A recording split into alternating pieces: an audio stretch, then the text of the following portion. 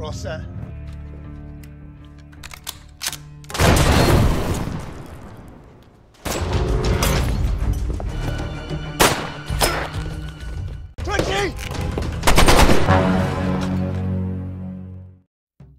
Halo, apa kabar semua? Semoga kalian sehat. Kali ini saya akan menceritakan sebuah alur film berjudul Disturbing the Peace. Bercerita tentang seorang ketua polisi yang mampu meratakan semua geng motor brutal hanya seorang diri. Oke, tanpa berlama-lama kita gaskan saja ke ceritanya.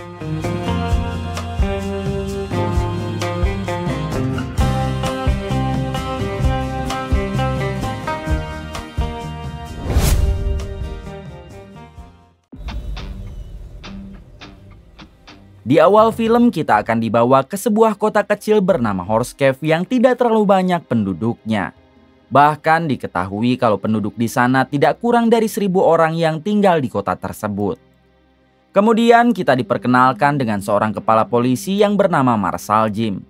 Marshal juga mempunyai beberapa anak buah yang salah satunya bernama Deputy Matt. Ini orangnya. Marshal adalah kepala polisi yang cukup tegas dan brutal kepada setiap pengacau yang ada di wilayah ini. Sebelum menjalankan aktivitasnya, tak lupa Marshal mengopi dulu agar otaknya menjadi fresh.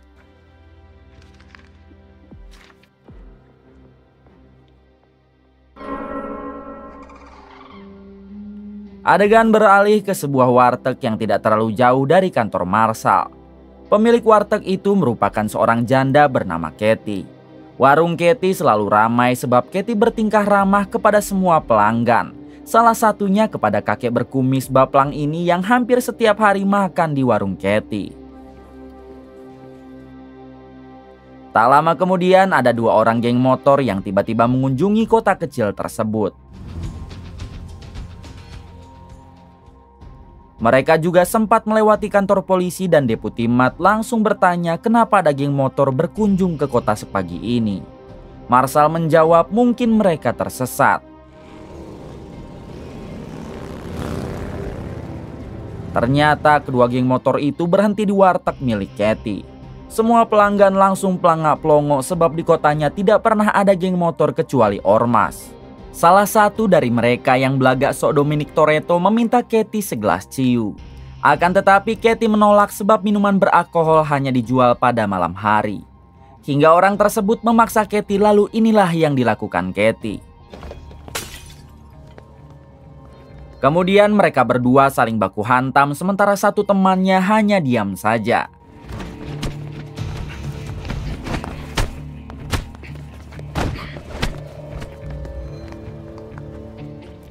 Tak lama datang Marshal yang dengan cukup mudah Marshal mampu mengalahkan orang tersebut.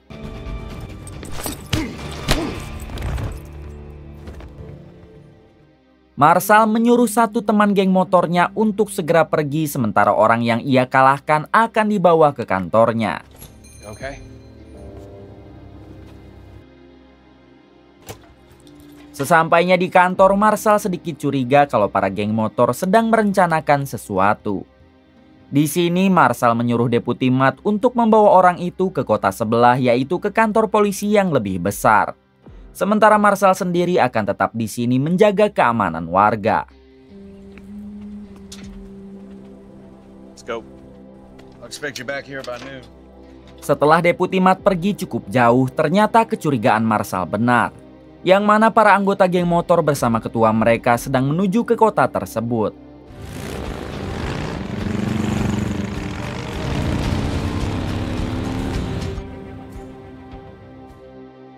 Adegan berpindah ke Marshal yang saat ini sedang berada di warteg Katie. Katie pun memberikan tatapan kacrut sambil mengatakan kalau Marshal memang pria yang gagah. Namun saat mereka sedang asik mengobrol, tiba-tiba lampu di sana mati dan sinyal telepon pun terputus. Ternyata salah satu anggota geng motor telah merusak gardu listrik di kota tersebut. Menyadari ada yang tidak beres, Marshal pun langsung bergegas ke kantornya.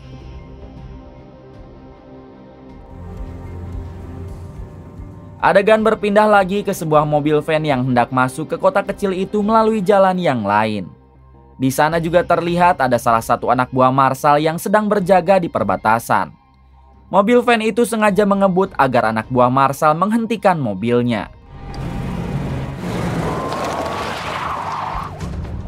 just went 10-8 off of signal 21. Setelah mobil van itu berhenti, anak buah Marshall mencoba menanyai SIM dan STNK dari supir mobil van tersebut.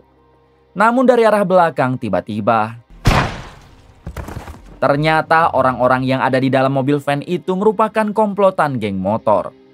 Setelah menghabisi anak buah Marshall, salah satu dari mereka yang berjanggut panjang menukar pakaiannya lalu mencuri mobil anak buah Marshall.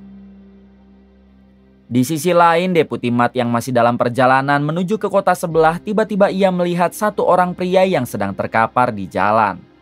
Namun saat Deputi Matt turun untuk mengeceknya, ternyata orang itu adalah bagian dari geng motor yang langsung menyandra Deputi Matt. Kembali ke Marshall yang sedang berusaha menghubungi kantor polisi lain. Namun sayangnya sinyal telepon di sana sudah mati total. Tak lama terdengar suara berisik yang mana pasukan geng motor sudah mulai memasuki kota.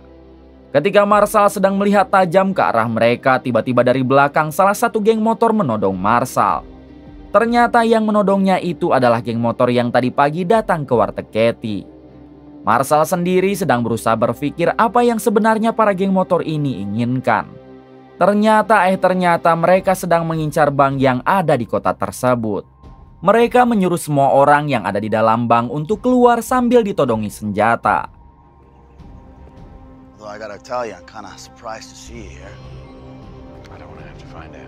Di sini kita akan diperkenalkan dengan ketua kelompok mereka yang bernama Diablo. Rupanya Diablo lahir di kota kecil ini sehingga sudah paham betul dengan seluk-beluk keamanan yang ada di kota ini. Bahkan Diablo juga sudah mengenal siapa Marshall. You don't want to hurt nobody in this town. Simple conditioning. It's kind of like, you gonna be my friend or you gonna be my enemy? You understand, Marshall?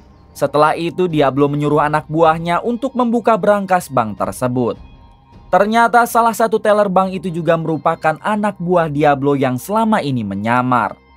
Kemudian dua anak buah Diablo memaksa manajer bank untuk membuka brankasnya. Dengan cukup mudah mereka pun berhasil merampok uang dari bank tersebut. Sementara di luar memperlihatkan Deputi Matt baru saja tiba sambil disandra oleh dua anak buah Diablo.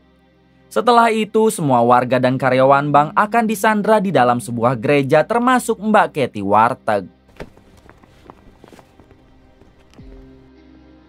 Adegan berpindah ke kasino yang akan mengantar uang jutaan dolar ke bank yang sedang dirampok oleh para geng motor.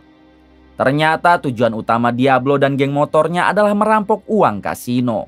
Dengan mobil, truk lapis baja, dan dua petugas pun bergegas ke bank tersebut. Mereka tidak tahu kalau bank yang akan mereka datangi sedang dalam keadaan dirampok. Sementara itu anak buah Diablo sedang memindahkan semua uang dari brankas ke dalam mobil dan mereka akan bersiap menunggu kedatangan truk lapis baja pengangkut uang kasino. I'm sorry. Tak lama dari itu terlihat senjata laras panjang lalu menghabisi beberapa anak buah Diablo. Ternyata itu adalah si kakek berkumis baplang yang tadi pagi mampir di warteg Katie. Kekacauan itu dimanfaatkan oleh Marshall dan Deputi Matt untuk bergegas kabur. Diablo mencoba menyandra seorang wanita yang kebetulan melintas. Ia mengancam akan menghabisi wanita ini jika si penembak tidak mau keluar. Apes bagi si kakek berkumis baplang karena wanita yang ditodongi senjata itu adalah istri si kakek. I will blow her brains all over the pavement, you hear me? She's my wife!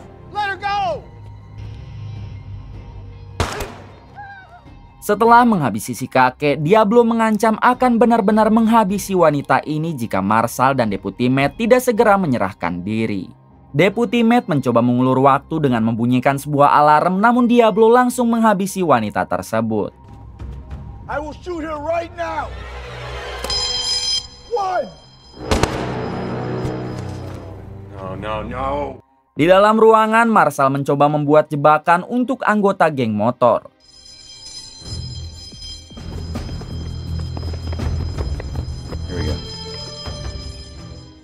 Setelah menyelesaikannya, mereka berdua pun bergegas pergi dari ruangan itu. Kemudian ada dua anak buah Diablo yang mendekat ke ruangan tersebut hingga tiba-tiba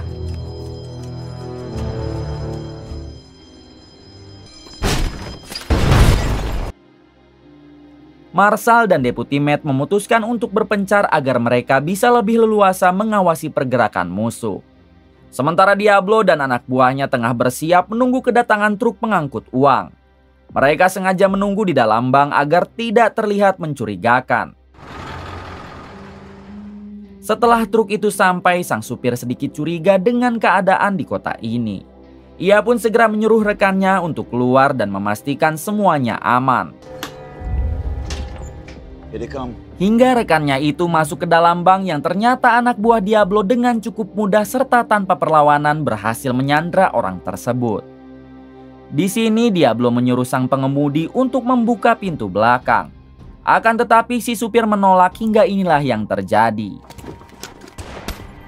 Si supir segera menghubungi polisi, namun Diablo mengatakan kalau hal tersebut percuma sebab semua keamanan di kota ini sudah mereka kuasai. Salah satu anak buah Diablo memasangkan sebuah peledak untuk membuka paksa pintu mobil truk tersebut. Sementara itu Deputy Matt sedang berusaha melumpuhkan salah satu sniper anak buah Diablo.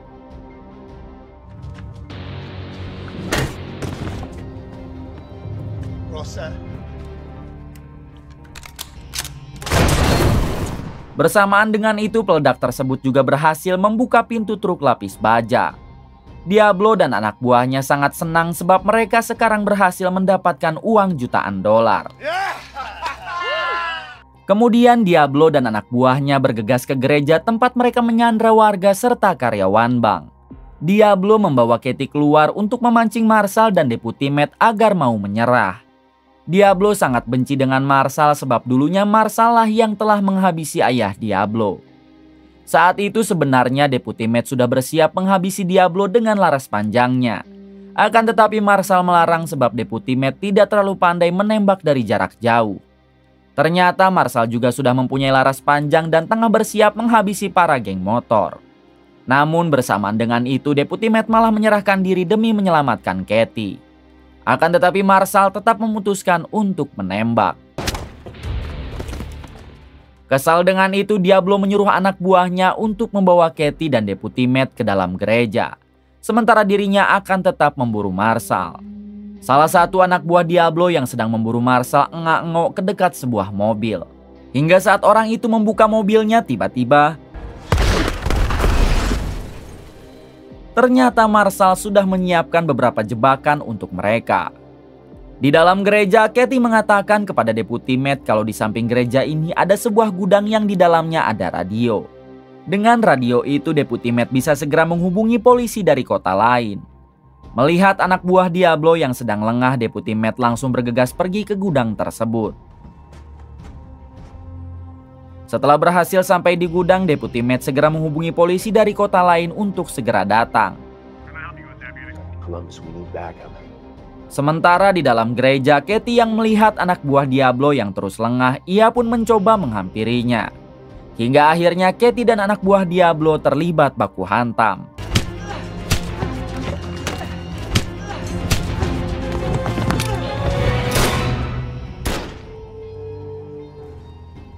Setelah menghabisi anak buah Diablo, Katie menyuruh semua sandera untuk segera pergi ke tempat yang lebih aman.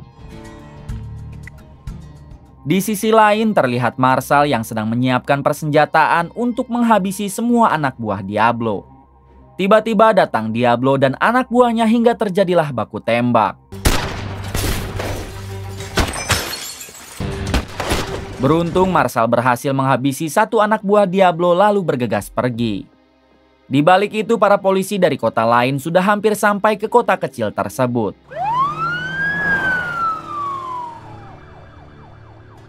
Sementara Diablo akhirnya menyerah memburu Marshall dan akan segera pergi bersama uang rampokannya. Tak lama datanglah anak buah Diablo yang tadi pagi membunuh anak buah Marshall di perbatasan. Ia mengatakan kepada Diablo kalau para polisi dari kota lain akan segera tiba lalu kemudian setelah menghabisi dua anak buah Diablo, kini hanya menyisakan Diablo seorang. Di balik itu, Katie terlihat masuk ke kandang kuda untuk membawa persenjataan dengan kuda jingkraknya. Sementara Marshall sendiri sekarang sudah kehabisan peluru. Tak lama datanglah Katie yang merasa sangat senang karena Marshall masih selamat. Katie pun memberikan senjata dan kudanya kepada Marshall. Bahkan ia juga memberikan mulutnya, namun hal itu dikagetkan dengan suara motor Diablo yang hendak kabur.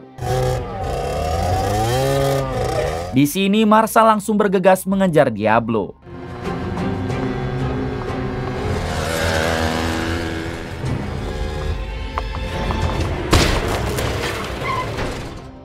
Hingga di suatu kesempatan Marshall berhasil melumpuhkannya. Kemudian tanpa pikir panjang Marshall langsung menghabisi Diablo. You enjoy killing innocent people?